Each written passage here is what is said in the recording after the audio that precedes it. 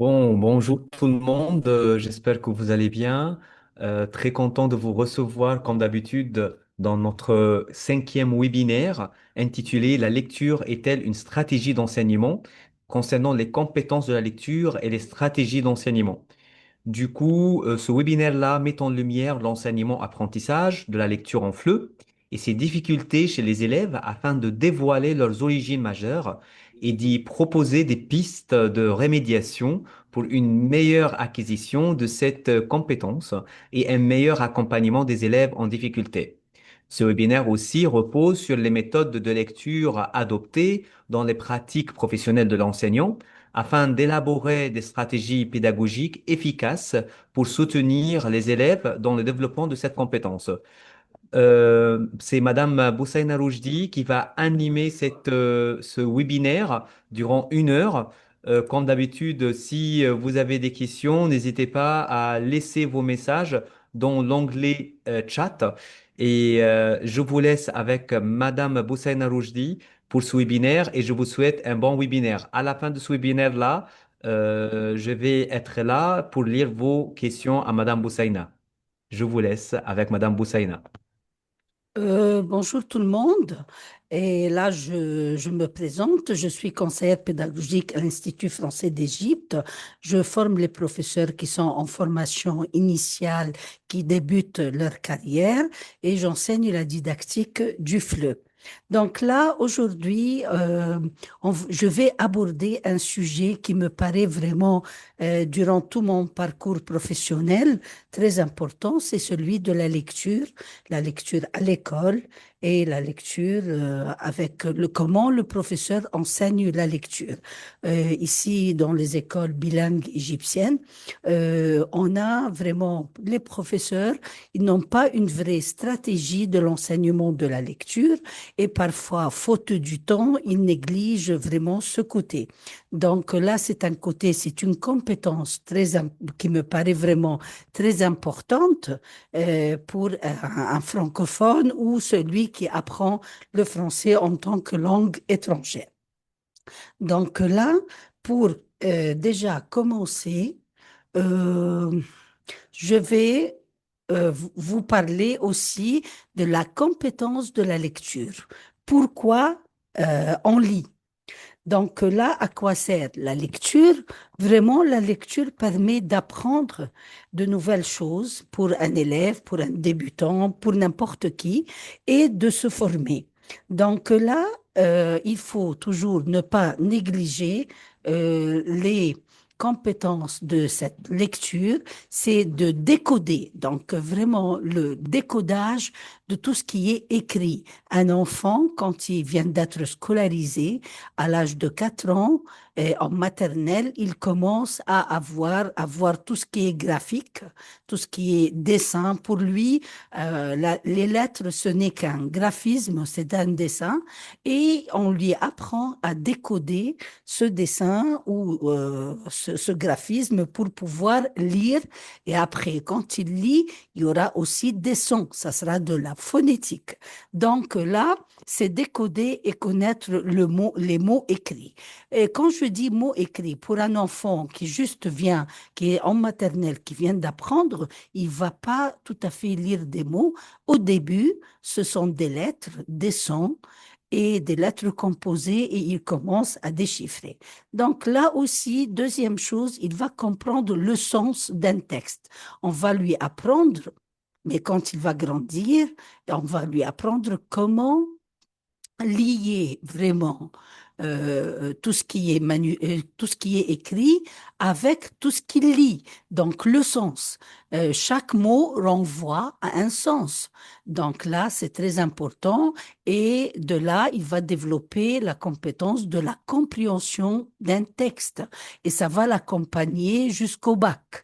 Donc là, c'est très important. Ensuite, c'est vraiment construire le sens. Ça veut dire que chaque mot a un référent. Chaque mot renvoie à un sens, renvoie à une image, renvoie à une connotation. Donc là, c'est la troisième chose. Et puis, pour bien vraiment finaliser la lecture, il doit lire avec fluidité et expression. Ça, c'est vraiment, ce sont des stades un peu avancés et en faisant des observations de classe, j'ai constaté que le professeur, c'est toujours la faute du temps, il néglige ce côté. Où les élèves, ils lisent comme des robots sans vraiment ponctuation sans s'arrêter à la fin de la phrase et ils lisent comme ça. Non. Donc là, il faut lire, bien lire avec expression, avec intonation. Et puis, vers la fin, ça, c'est le développement du goût de la lecture et ça vraiment très avancé quand l'enfant devient autonome. Quand je dis enfant, je peux parler des élèves jusqu'au sixième. Pour moi, ce sont des enfants. Et là, ça développe après le goût de la lecture. Et quand je dis goût de la lecture, ça sera lui seul qui va demander à lire des romans, qui va aller à la bibliothèque de l'école pour vraiment lire et, comme je vais dire, déguster vraiment ce sens-là des mots. Et ça sera vraiment pour lui un plaisir. Et c'est la lecture aussi développe l'imagination. Donc là, c'est la compétence. Puis, on va dire aussi pour la lecture, pourquoi lire? C'est pour développer son vocabulaire. Je ne peux pas écrire sans avoir un vocabulaire, un bagage linguistique. D'où je peux acquérir ce bagage linguistique, c'est à travers la lecture. J'ai un lexique, j'ai vraiment un vocabulaire et après, j'étudie ce vocabulaire et moi, j'aime pas dire le mot étudier un vocabulaire comme certains professeurs disent, ils donnent un lexique concernant une thématique et ils disent aux élèves, là, vous allez étudier ça. Non, pour moi, c'est l'élève, à force de répéter et de bien lire, il va acquérir tout seul des mots qu'il va par la suite réutiliser dans la vie quotidienne et il va faire son propre langage, son propre style de parler. Et nous, on reconnaît en tant que professeur, on reconnaît toujours un élève qui lit beaucoup, il a tout un lexique enrichi à celui qui ne lit jamais. Et c'est pas seulement à l'oral, c'est à l'écrit aussi, parce que quand on corrige une expression écrite, et on trouve que l'élève écrit bien. Et ce que je dis écrit bien, c'est pas seulement l'orthographe, c'est le vocabulaire qu'il emploie toujours. C'est un vocabulaire riche. On sait que c'est un francophone par excellence et il a un lexique. D'accord? La deuxième problématique, c'est est-ce que, et vraiment on va penser ensemble, est-ce que l'élève lit avant d'apprendre à écrire ou il écrit avant de lire? Vraiment, jusqu'à présent, ceux qui enseignent la didactique, les théoriciens de la langue, les didacticiens, les pédagogues, et il y a toujours cette polémique-là, ces questions. Comment on fait? Alors, pour moi, à mon avis, c'est que quand l'élève commence à l'âge de 4 ans pour commencer à lire, il ne peut pas lire tout seul, il commence à répéter derrière le professeur, à répéter des sons. Ces sons, c'est de la phonétique, et puis il répète des sons là où il voit sur le tableau du graphisme, on dit, ce sont des codes. Il commence à décoder et à lire. Vous voyez, pour moi, je trouve qu'il doit faire les deux à la fois. Vous voyez, là, et on a toujours dit que la lecture, c'est un décodage de l'écrit. Ça va de soi. On peut pas, c'est vrai, la lecture, on peut pas dire que la lecture, c'est le contraire de l'écrit. Lire, c'est le contraire d'écrire. Ce sont deux compétences différentes, mais elles se complètent. Pour pouvoir maîtriser une langue, je dois vraiment lire et écrire, vous voyez, pour renforcer ma connaissance dans cette langue et pour pouvoir par la suite bien communiquer dans cette langue, même si c'est une langue étrangère. Puis, moi, je viens de dire que la conscience de tout ce qui est phonétique, c'est un rôle clé, joue un rôle important parce que les professeurs qui sont en maternelle, petit primaire, en CP, ils doivent bien prononcer les mots pour par la suite, les élèves commencent à imiter le professeur, surtout si ce ne sont pas des natifs, ils commencent à imiter le professeur, à bien prononcer et ils commencent à décoder et à déchiffrer ce qui est sur le tableau ou un texte, vous voyez. Alors, et on dit que la lecture, ça ne vient pas comme ça, c'est un apprentissage progressif et simultané. Progressif parce que ça fait boule de neige. Chaque année, en maternelle, c'est pas comme en CP, c'est pas comme en CE1, CE2. Il y a une progression, il y a des compétences à développer chez les élèves. Donc là, on avait dit au début, si je récapitule pour les compétences, au début, c'est un décodage, puis une compréhension et une compétence transversale. Ça veut dire utiliser les mots pour comprendre. Et aussi, c'est pas seulement du français, il s'agit des autres matières enseignées en français. Il doit vraiment aussi pouvoir lire. Si c'est un document scientifique, si c'est un schéma, il peut pouvoir lire une consigne d'une question. Il doit bien lire pour bien comprendre et pour bien répondre. Donc là, et aussi, dernièrement, la lecture, ça sert dans la vie pour la communication. D'accord? Donc là, euh, c'est ce que concerne cette problématique.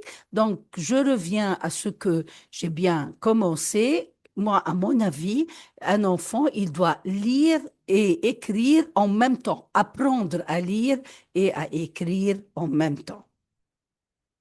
Puis, lire, c'est quoi? Si on va dire. Et à partir de ces définitions, on va comprendre vraiment ce processus-là d'apprentissage. Lire, c'est prendre conscience d'un contenu, d'un message, parce que c'est un message qui passe. Que ça soit un message, c'est un message écrit, parce qu'il lit un texte, il lit tout ce qui est sur le tableau. Puis, lire, c'est donner du sens à ce message écrit. Donc, je lis, il renvoie un message, je comprends ce message. Et puis, je peux aussi, c'est une prise de possession personnelle du sens de ce message grâce à une réception visuelle. Celui qui va lire, il va regarder, ce sont des opérations visuelles. Il regarde, il commence à lire, et il commence à décoder ce qui est écrit. Puis, quand il lit aussi après, deuxième stade, c'est il lit pour chercher la signification d'un texte. Et la signification, je lis et après, je ne comprends pas, je dois, derrière ces mots, il y a une signification. Puis, il y a aussi quand je lis avec les yeux, et là, c'est une stratégie, quand on demande à l'élève de lire silencieusement un texte, on va en parler. Et puis, finalement, on avait dit, lire, c'est un décodage de l'écrit. Après, il y a différentes sortes de, différentes sortes de lecture. Il y a aussi la lecture qui est la lecture globale. Donc là, je vais aborder de près la stratégie de l'apprentissage. Ma thématique, c'est pas seulement l'apprentissage, c'est la stratégie d'un professeur, la stratégie de l'enseignement. Comment le professeur possède et il travaille avec ses élèves pour la lecture. Au début, il y a la lecture globale. La lecture globale, c'est que je commence à balayer des yeux comme ça le texte rapidement pour pouvoir dégager l'idée principale. l'idée d'un texte. Il parle de quoi ce texte? Et là, nous adultes, on lit des magazines, on commence à lire et à voir les articles. Si l'article m'intéresse, je commence rapidement à faire une lecture globale. Si ça m'intéresse, je continue. Mais les objectifs de chaque lecture, parce que on ne peut pas travailler sans objectif. Et là, c'est pour la lecture globale, l'enseignant, il commence à repérer, c'est pas l'enseignant, même l'élève, il commence à repérer les situations de communication. De quoi parle ce texte? Il commence à repérer, c'est un repérage de la structure d'un texte, un repérage du sens, comme je viens de dire, du sens global, puis de l'intention de l'auteur et de repérer aussi l'effet recherché de ce texte. Donc là, c'est une stratégie importante dans la compréhension d'un texte. Je vais vous en parler après. Et puis, euh, pour cette lecture, c'est que les techniques, je peux, en faisant une lecture globale, le professeur commence à guider les élèves. Il leur dit, lisez bien ce texte, rapidement ce texte, et dites-moi quelle était l'idée principale. Donc, je suis obligée de faire une lecture globale et de lire le texte pour dégager pour repérer l'idée principale. Donc, quels sont les éléments, les outils qui m'aident à faire une lecture globale? C'est le repérage de quelques éléments. On appelle ça les éléments paratextuels. Ça veut dire comme les paragraphes, les chiffres, les mots qui sont en italique, la disposition de la phrase, les majuscules, un schéma. Tout ça facilite la lecture globale et je viens de répéter pour dégager l'idée principale d'un texte. Puis, il y a une autre lecture, c'est la lecture sélective. L'objectif de cette lecture sélective, comme l'adjectif l'indique, sélective, je sélectionne. Et là, cette lecture sélective, quand je suis en train de faire des recherches, je lis aussi rapidement, mais je sélectionne des paragraphes, je sélectionne des mots-clés pour pouvoir, des mots qui m'intéressent, des paragraphes pour faire cette lecture sélective et là, pour chercher des informations et pour faire c'est toujours un balayage, mais c'est un repérage d'indices. Je repère quelque chose dans un texte, je repère des informations. Peut-être le professeur me demande de faire une recherche sur, c'est pas sur une thématique. Alors je commence à lire des textes, je vais sur Internet et je commence à sélectionner les informations qui m'intéresse. C'est ça la lecture, c'est une lecture partielle, mais elle est plus lente que la lecture globale. Puis, il y a la lecture linéaire. Ça veut dire quand je suis en train d'analyser un texte, de comprendre un texte, de comprendre derrière les mots, je lis lentement, je lis avec plaisir. Et là, c'est vraiment pour décortiquer le sens d'un texte.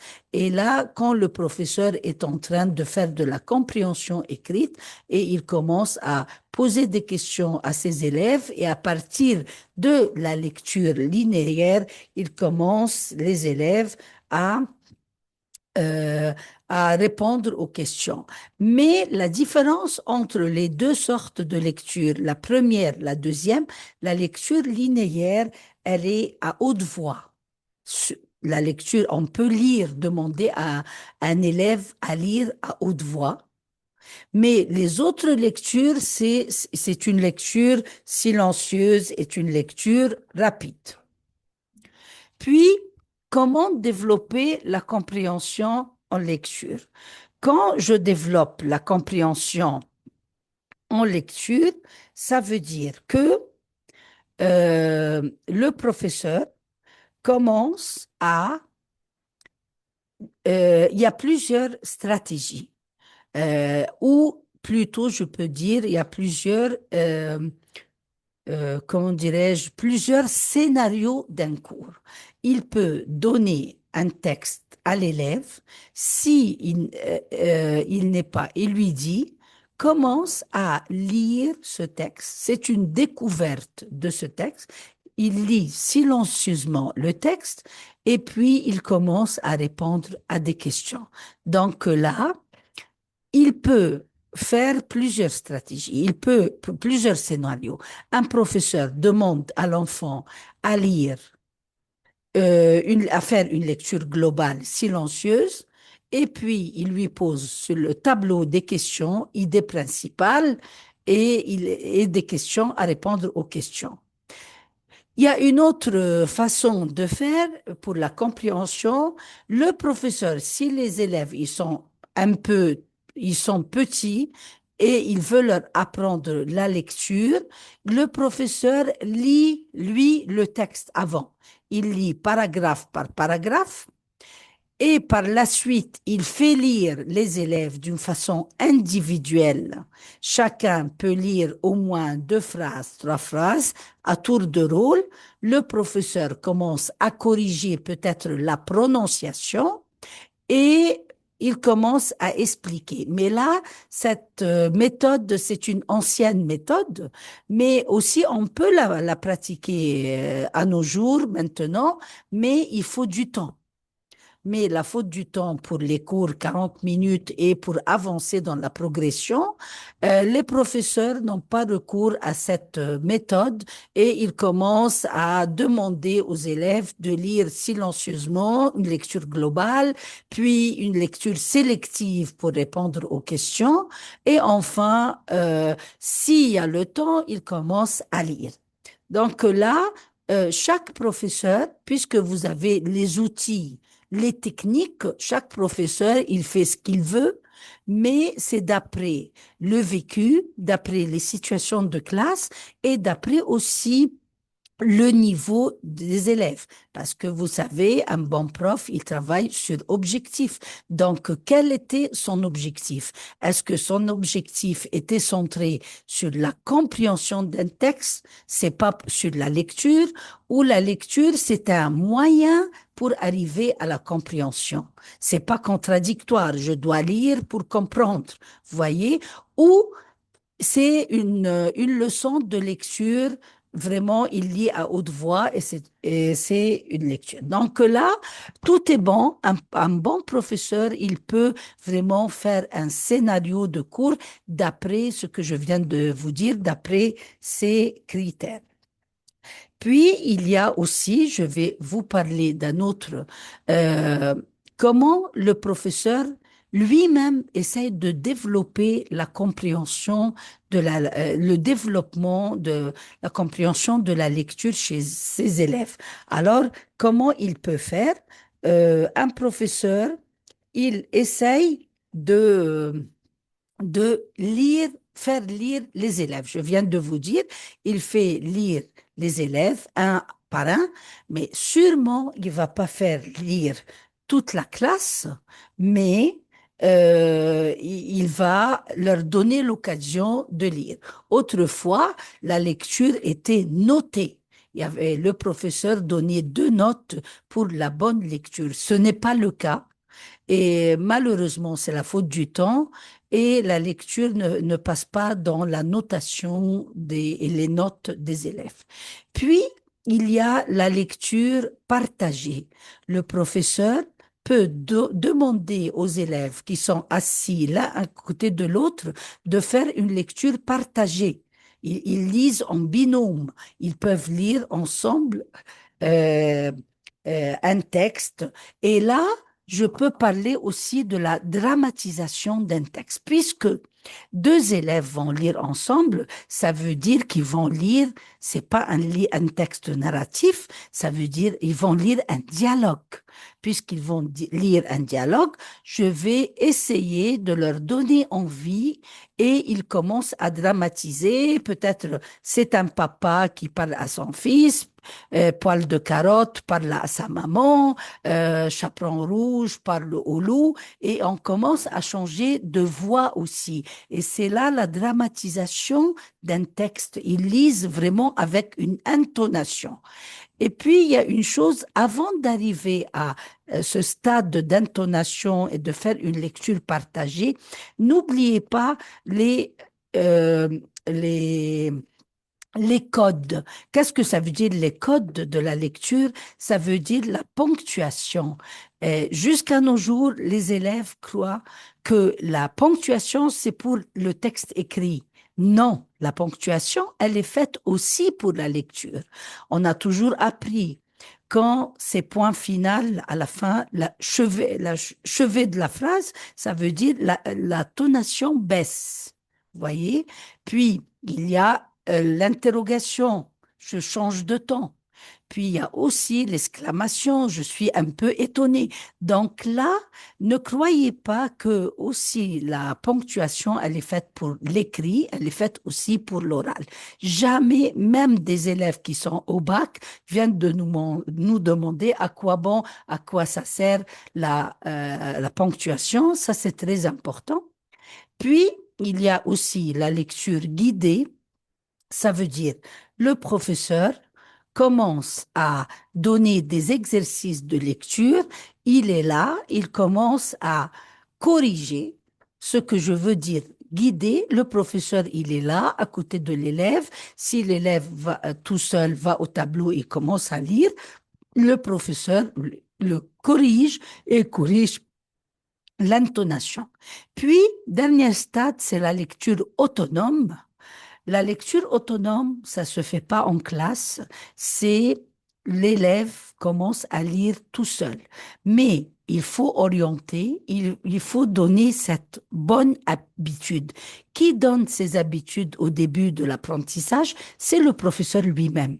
Le professeur, il peut amener les élèves à la bibliothèque de l'école ou dans les petites classes, il y a un coin lecture en classe et il commence à guider l'élève, il commence à lui dire, nous, quand nous étions en CP, en maternelle et même jusqu'au troisième primaire, ça veut dire CO2, on allait tout seul, il y avait un cours consacré à la fin de la journée à la lecture en autonomie. Il y avait des étagères en classe et on allait chercher notre livre de l'étagère et on commence à lire en autonomie sous la surveillance du professeur qui nous observait de loin.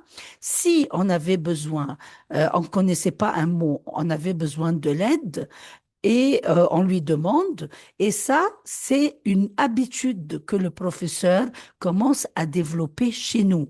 Parce que vous savez, vous, professeurs, même, peu importe le cycle que vous enseignez, vous faites passer des habitudes aux élèves. Les habitudes, l'autonomie de l'apprentissage, l'autonomie de la lecture. Parce que après, vous développer toutes ces compétences pour arriver à l'université. Vous voyez, chaque professeur commence à bâtir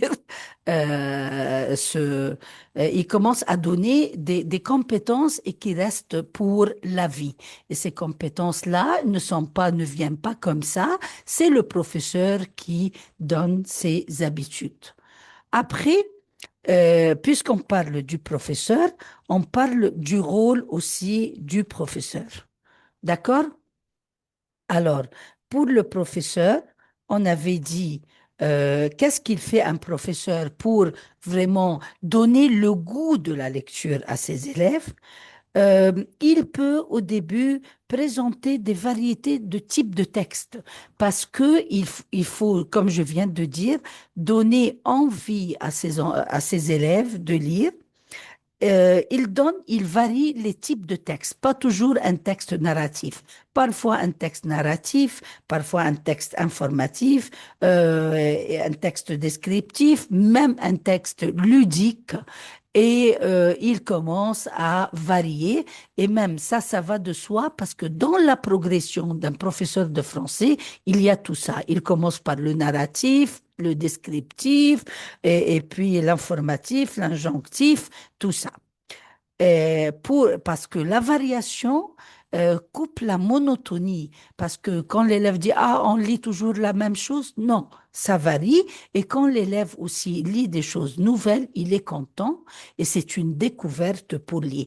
Et aussi, comme je viens de vous dire, ne lisez pas dans le même endroit. Si vous avez l'occasion de vous déplacer, on ne va pas toujours lire en classe parce qu'il va lier la lecture, le goût de la lecture avec tout ce qui est classique, avec le cadre de la classe. Non, si vous voulez sortir, aller à la médiathèque, ça change un peu aussi et ça change vos habitudes avec les élèves. Et les élèves, tout ce qui est hors norme, ils adorent faire ça. Donc, essayez vous-même, pour ne pas vous ennuyer, de changer un peu le contexte de travail, de changer un peu la classe. Puis, et on peut faire des groupes de lecture. Pas une lecture tout seul, ils peuvent échanger, ils peuvent lire.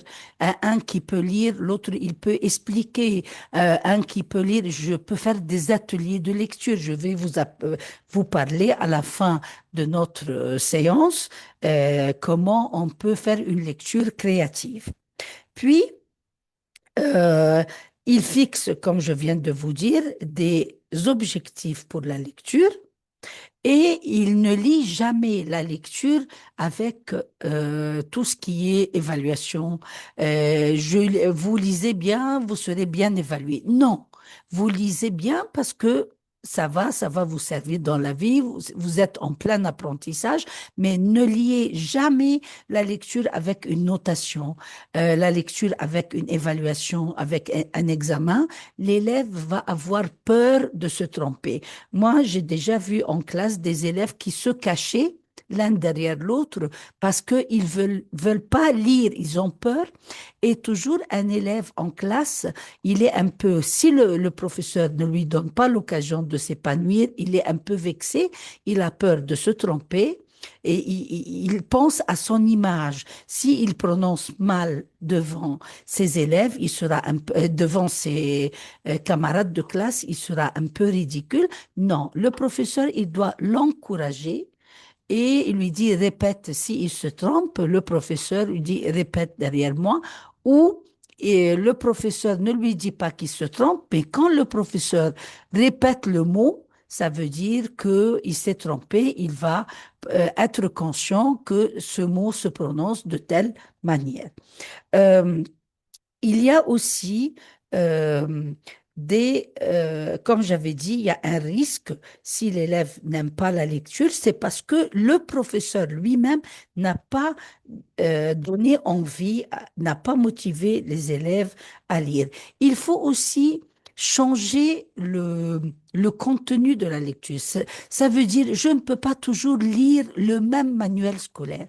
Vous allez me dire, mais comment faire? Nous, professeurs, on a une progression, on a le... Non, je peux amener des livres à lire. Je peux leur dire, amenez de chez vous des livres, acheter des livres et amener, on peut lire aussi, mais sur des trucs numériques. Il y a aussi le livre numérique. Donc, on change un peu aussi c'est pas seulement le contenu, le livre même. Voyez, parce que nos élèves, ils n'aiment pas tout ce qui est classique. Après, euh, aussi, j'avais dit, les élèves, ils peuvent travailler ensemble, faire des projets. Ils peuvent faire des projets de lecture. Aussi, on peut créer, le professeur, il peut créer des situations, problèmes, et dire aux élèves, si, je ne sais pas, il peut mettre les élèves dans des situations, problèmes, et il va leur dire, lisez ça.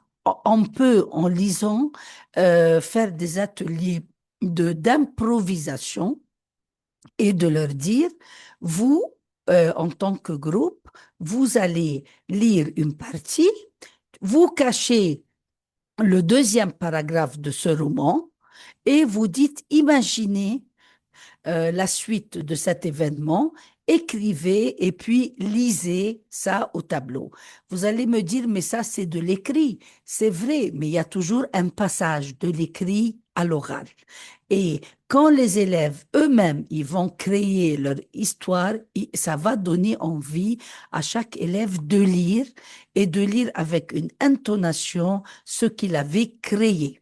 Et c'est amusant, moi j'ai déjà testé ça en classe. Les élèves étaient très contents de faire un scénario d'un texte et de le lire à plusieurs voix.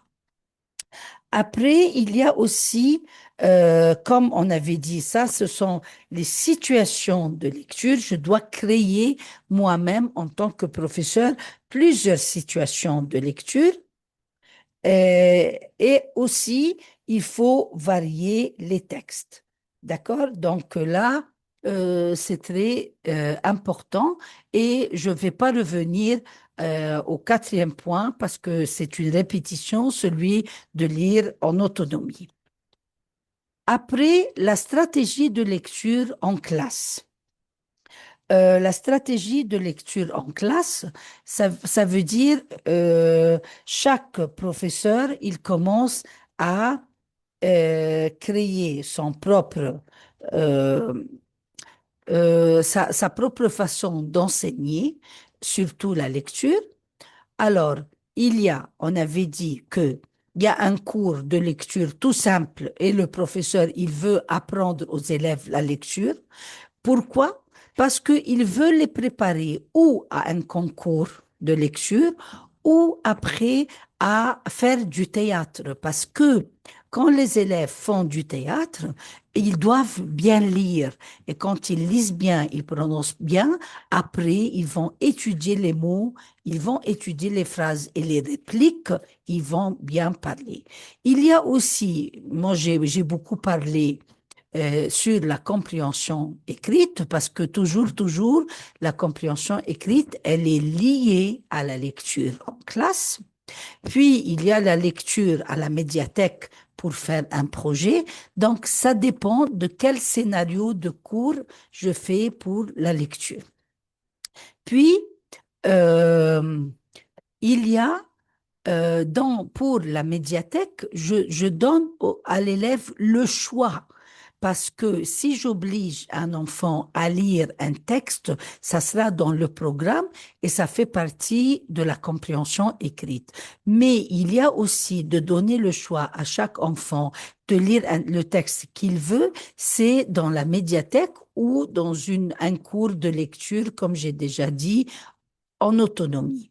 D'accord? Donc là, c'est aussi, ce sont des situations de lecture. Après, il y a aussi les caractéristiques. Je vais vous parler des les textes à lire parce que je viens de dire, il faut de la motivation et je ne peux pas, je dois varier les textes.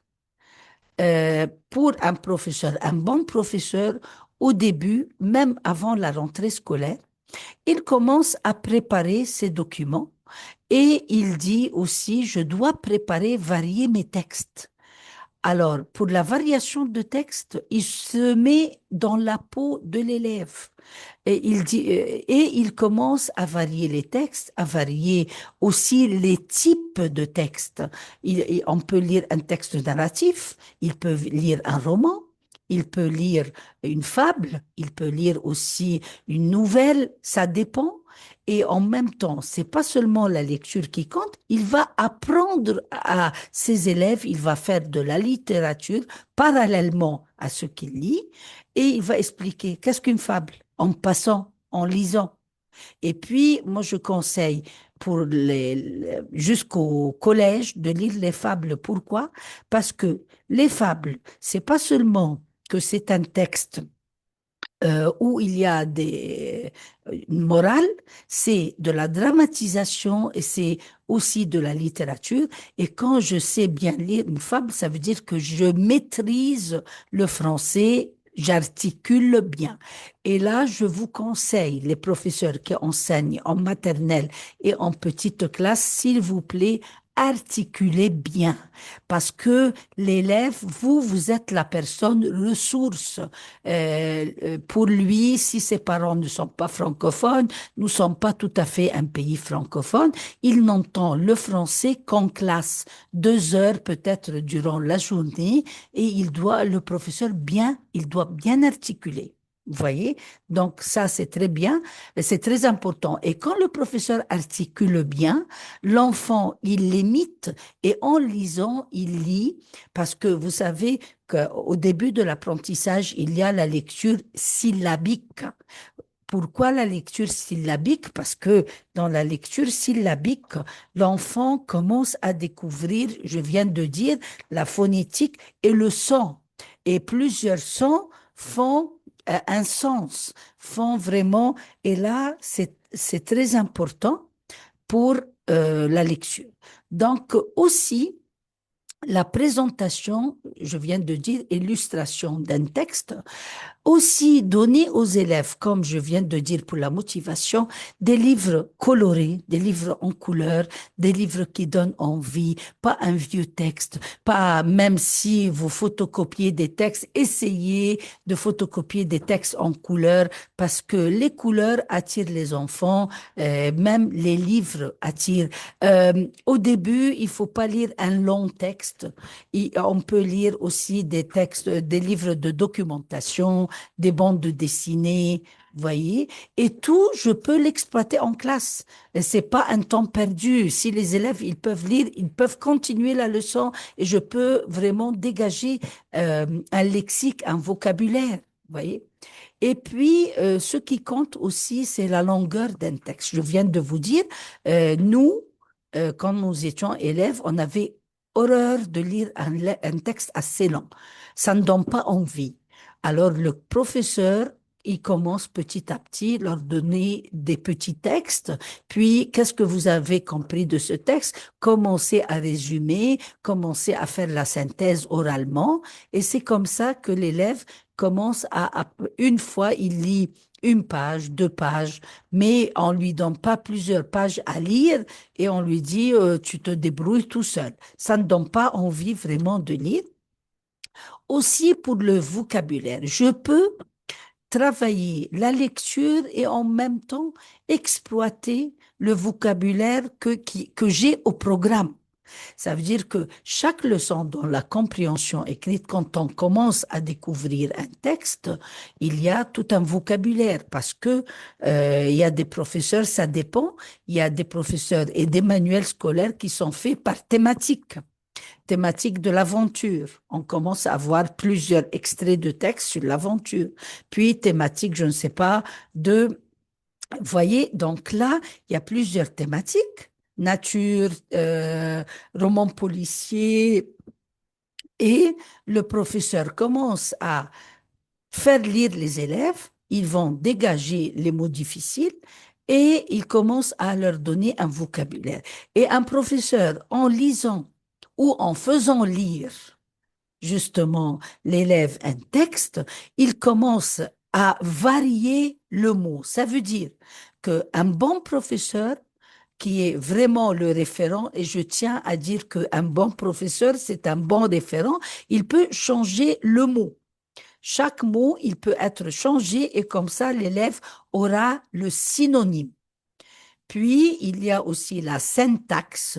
Quand je lis, je peux voir, la lecture aussi aide à comprendre la grammaire parce que c'est un atout. Vraiment, quand je lis, je vais voir les phrases simples, les phrases composées, je vais voir les mots de liaison, je vais lire parce que la lecture, c'est une découverte. Je découvre le texte que j'ai. Alors, je fais le vocabulaire. J'ai bien lu, j'ai acquis un vocabulaire. Vous savez, moi, quand j'étais toute petite, c'était comme ça. J'aimais le français. Et chaque fois je lisais un texte, vers la fin, j'avais tout un cahier que j'appelais carnet, mon carnet de lecture, et je mettais les mots difficiles de côté des mots qui revenaient tout le temps, mais je connais pas le mot. Le professeur, il est là en classe, mais il n'est pas chez moi. Alors, ou je consulte un dictionnaire. En notre temps, il n'y avait pas les portables et il n'y avait pas les dictionnaires numériques. Et je commence à faire toute une série, peut-être en 2 pages, 3 pages, je peux repérer 2 mots, 20 mots difficiles. Et je commence à découvrir le vocabulaire.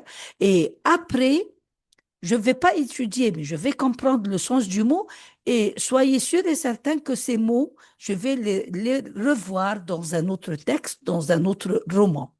Et puis, quand on lit bien la syntaxe. Une phrase simple, sujet, verbe, complément, je vais avoir l'habitude de lire comme ça, et c'est le lien qui existe. Donc là, vous voyez l'avantage de la lecture. La lecture, non seulement elle mène à avoir un bagage linguistique, elle mène aussi à bien structurer la syntaxe et l'enfant, en lisant, il fait de la grammaire sans le savoir, parce que il voit une bonne syntaxe, il voit une phrase simple, il voit comment et il lit une phrase composée, des propositions, même si il n'a pas pris dans un cours de grammaire. Il commence à découvrir. Puis, il y a le style de texte, c'est un peu de la littérature. Ça, c'est vraiment étape un peu avancée. C'est que à partir de sixième, premier collège, on commence à parler du style d'un texte. Je commence à faire vraiment de la littérature parce que petit et grand primaire, ce qui intéresse un bon professeur ou un professeur, c'est la compréhension des textes, c'est le vocabulaire, c'est la prononciation. Mais après, c'est le goût, ça vient un peu le style raffiné, comment un texte, le style d'un texte, d'un auteur, il n'est pas comme l'autre, un texte narratif. Et je peux aussi, comme je viens de vous dire les fables, je peux vous dire aussi je varie. On peut lire de la poésie. Le style dans une poésie, c'est vraiment d'autres techniques. Euh, et là, le style d'un auteur à un autre. Il y a un auteur qui fait de la narration, un autre auteur qui s'intéresse beaucoup à la description, comme Balzac, un autre qui s'intéresse aussi à la description, mais à la narration, comme Victor Hugo, qui a fait aussi de la... Il a fait tout, Victor Hugo. Il a fait de la poésie, il a fait de un texte littéraire, il a fait beaucoup de choses. Et puis vient le contenu. Voyez, mais là, c'est pas dans l'ordre parce que vous pouvez faire tout ça, mais pas dans l'ordre parce que le style, c'est un niveau avancé pour apprendre le goût et pour faire la différence entre un auteur et un autre. Puis, il y a le contenu d'un texte. Et le contenu, il est lié au type de texte. Parce que le type de texte, si c'est un texte narratif, le contenu, il y aura des événements, il y aura, voyez, ici c'est un type descriptif, il y aura beaucoup d'adjectifs. Donc là, le contenu, il est vraiment, il a ses quoi, ses outils, voyez. Alors, tout ça, ça compte dans la lecture. Vraiment, la lecture est très importante dans la vie des élèves, des adultes, pour la communication et pour avoir une certaine culture. Mais là, c'est trop tôt de parler de la culture, mais on doit parler, on est en plein apprentissage. Et là, c'était ma thématique, mon problématique d'aujourd'hui, c'était est-ce que revenons au titre. Est-ce que la lecture, c'est une stratégie d'apprentissage ou une stratégie d'enseignement? Parce que moi, j'avais choisi d'enseignement. Parce que enseignement, c'est le côté professeur. Comment le professeur fait des stratégies et des méthodes. Mais il y a aussi, on peut avoir d'autres problématiques, d'autres entrées, c'est stratégie d'apprentissage. Et quand je dis apprentissage, c'est le niveau élève, comment il peut apprendre tout seul. Et je crois que les deux, ils vont ensemble. Ils sont liés. Qui dit enseignement dit apprentissage, voyez? Et je reviens au mot. Ce sont des habitudes que je mène les élèves à développer. Puis, il y a, comme j'avais parlé de la motivation. Donc, pourquoi jouer pour apprendre ou pourquoi lire est efficace? Parce que ce mot revient toujours dans mes cours, c'est la motivation. Il faut donner envie. L'envie, c'est pour tout le monde, pour toute tranche d'âge, pour les tout petits, pour les grands, même ceux du bac. Parce que je peux être comme professeur assez intelligent et de travailler autrement la lecture. Vraiment, quand je dis autrement, ça veut dire à travers des jeux, ça veut dire en jouant. Et l'élève, quand il trouve que c'est pas un cours magistral et le professeur a changé ses pratiques, il commence à voir que s'intéresser à ce que le professeur dit et s'intéresser au cours. Et puis, la lecture ou le jeu, ça favorise la mémorisation.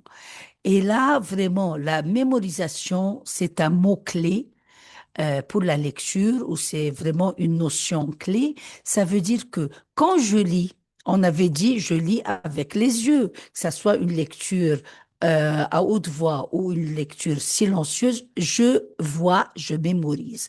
Et la mémorisation, elle est très importante pour aussi l'orthographe. Donc, vous voyez les avantages de la lecture. Non seulement je lis, je mémorise et quand je mémorise, j'écris bien parce que les mots reviennent, la syntaxe, parce que je peux, on n'est pas natif, et je peux me tromper. Un mot que j'ai pas vu, un mot que j'ai pas lu, je risque de faire des erreurs d'orthographe. Moi, ça m'est arrivé. Parfois, je demande, j'entends un mot pour la première fois, je l'écris mal. Est-ce que ça prend deux M voyez, parce que oh, je me trompe. Pourquoi? Parce que je l'ai pas vu, je l'ai pas lu. Voyez, donc la mémorisation, elle est très importante et elle est très importante aussi pour faire une synthèse vers la fin. Pour apprendre à un élève à faire une synthèse orale, il doit mémoriser, lire et par la suite, il va faire une synthèse pour le professeur. Donc là, c'est très important.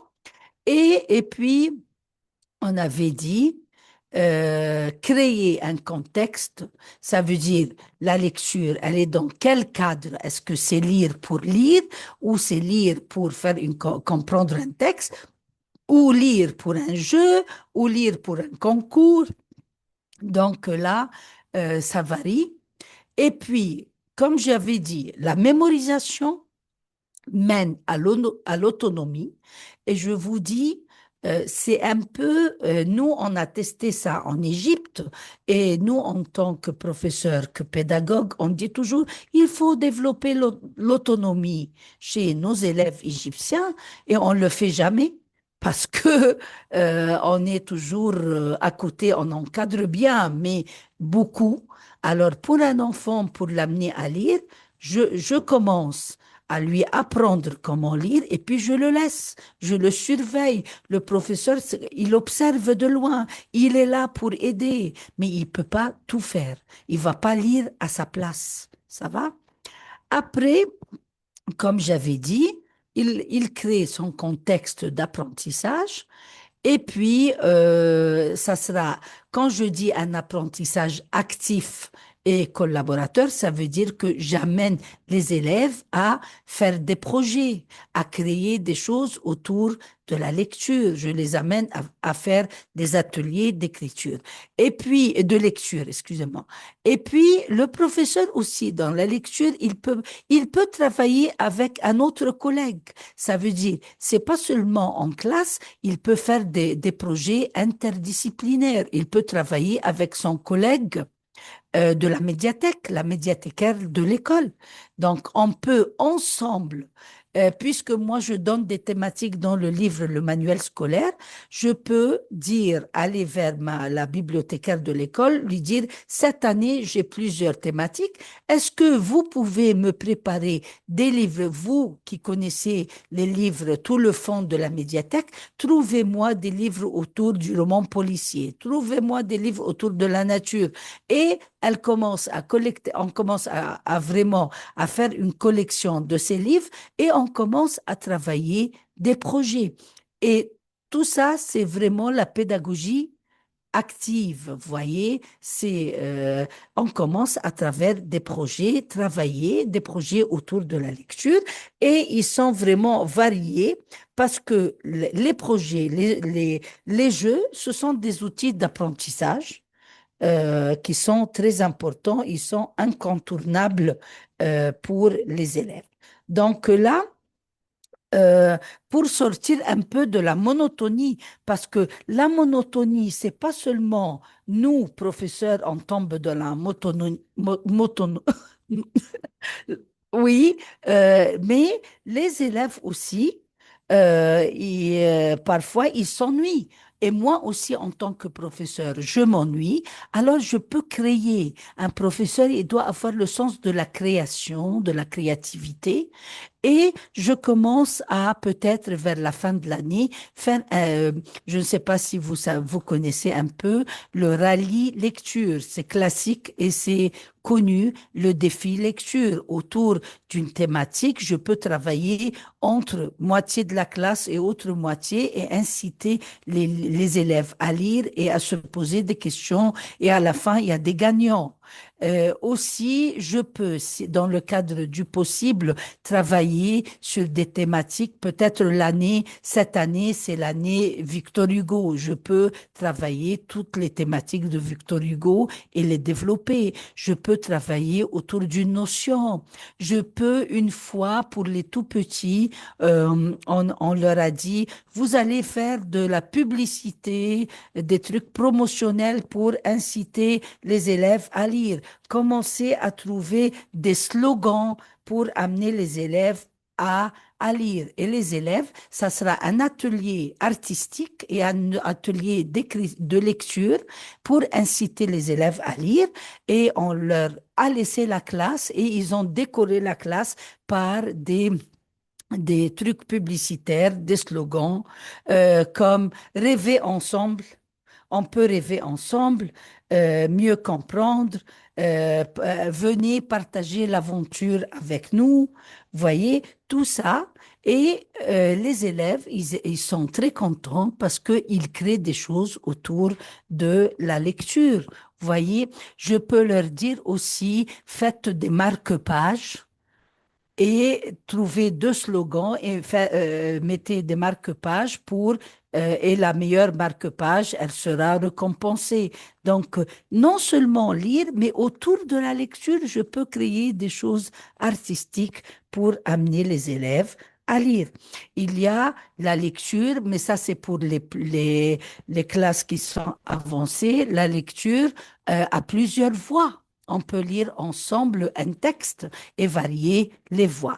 Donc, vraiment, il y a plusieurs, comme on dit, mille et une choses à créer pour autour de la lecture et la motivation autour de la lecture. Donc, c'est bon, c'est l'heure. Et là, vraiment, merci pour votre attention. Et c'est un sujet assez riche et on peut rester des heures et des heures à parler autour de la lecture. Ça va? Bon, merci Madame Boussaïna pour l'animation de ce webinaire. Si vous avez des questions, s'il vous plaît, merci d'écrire les questions dans la partie chat.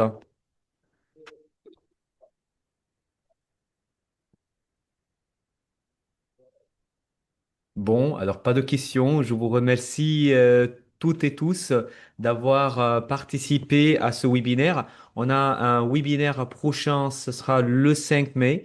Durant le mois de mai, il y en a deux. Il y a deux webinaires. Alors, n'hésitez pas toujours à consulter pour les écoles LV2. Oui, Madame Abir, j'ai pas bien compris. C'est quoi pour les écoles LV2? Merci de euh, d'éclaircir. De toute façon, comme je viens de vous dire, il y aura deux webinaires le mois prochain. Du coup, n'hésitez pas à consulter toujours votre boîte mail concernant les webinaires prochains et de vous inscrire. Bon, je vous remercie énormément. Mes élèves sont toujours timides à s'exprimer. C'est dans une école LV2. Oui, je comprends très bien la question, Madame Boussena. Est-ce que vous pourriez répondre à cette question-là, les élèves qui sont toujours timides à s'exprimer Oui, pour les écoles LV2? oui, pour les écoles LV2, c'est vrai, ils sont timides. Pourquoi? Parce que je viens d'évoquer ce problème. Les élèves, ils ont peur, surtout les écoles anglophones, ils ont peur de prononcer, de parler en français. Ils ont peur vraiment sur leur image et d'être ridicules devant les autres. Donc là, on va pas les mettre dans une situation difficile d'apprentissage. On va commencer petit à petit à lire des petites choses et on va pas les laisser, ça sera, on va faire une lecture guidée, ça veut dire le professeur va lire, il va aider l'élève et il commence à lui faire des choses ludiques. Voyez, autour des mots. On peut lui dire, vous pouvez créer des mots, faire toute une phrase, l'autre va lire ta phrase. Imaginez une phrase avec une phrase simple avec une syntaxe qui est si simple et il commence à la lire et la faire lire aux autres. Il cache, il y a plusieurs jeux pour amener les élèves à lire et ils commencent par des phrases qu'ils fabriquent eux-mêmes, qu'ils créent eux-mêmes et ils commencent à lire ce qu'ils ont fait. Et comme ça, ils vont être encouragés à lire. Donc là, ils vont lire ce qu'ils vont écrire et après, ils vont passer au texte. Voyez? Et il faut toujours rassurer les élèves. Il faut pas sanctionner un élève qui n'a pas pu lire. Il faut pas vraiment dire aux autres, il faut respecter vos camarades. Il faut pas vraiment rigoler quand quelqu'un il commence à mal lire. Ça va.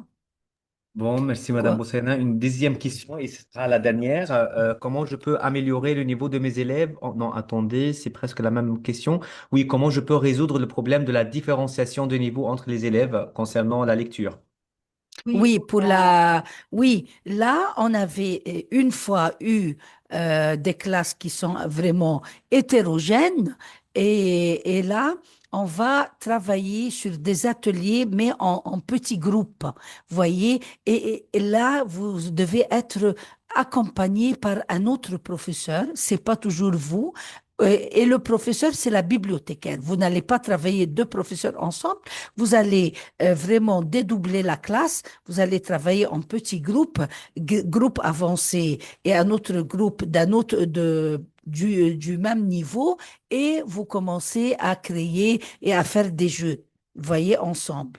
Et après, vous alternez. Donc là, mais ne mélangez jamais, pour la lecture surtout, ne mélangez pas les niveaux. Vous avez raison de dire qu'on a des niveaux hétérogènes, donc on va repartir les niveaux et on va travailler avec la médiathécaire. Et la médiathécaire, elle n'est pas spécialiste comme vous. Vous prenez les élèves qui sont un peu faibles, qui ont du mal, et il faut les faire lire et travailler sur la prononciation, leur donner. Et pourquoi pas ne pas commencer par une lecture syllabique, même si c'est 2 ans de français, 3 ans de français, commencez doucement par la lecture syllabique, commencez par les chansons. Ils peuvent écouter des chansons pour écouter la prononciation et puis ils commencent à lire. Pourquoi pas? Voyez? Et vous échangez les niveaux. C'est ça. Mais c'est toute l'année. Vous n'allez pas travailler une seule séance. Vous devez avoir de l'endurance et travailler sur toute l'année. Et vers l'année, commencer à leur faire un projet. Vous allez voir le résultat. Ça va donner un bon résultat vers la fin. Bon, merci Madame Boussaïna, merci tout le monde d'avoir assisté au webinaire, au cinquième webinaire. On aimerait bien qu'on vous voit aussi le webinaire prochain, les deux webinaires du mois de mai. Je vous souhaite très bonne soirée et on se voit très bientôt. Au revoir. Au revoir. Au revoir. Ça va.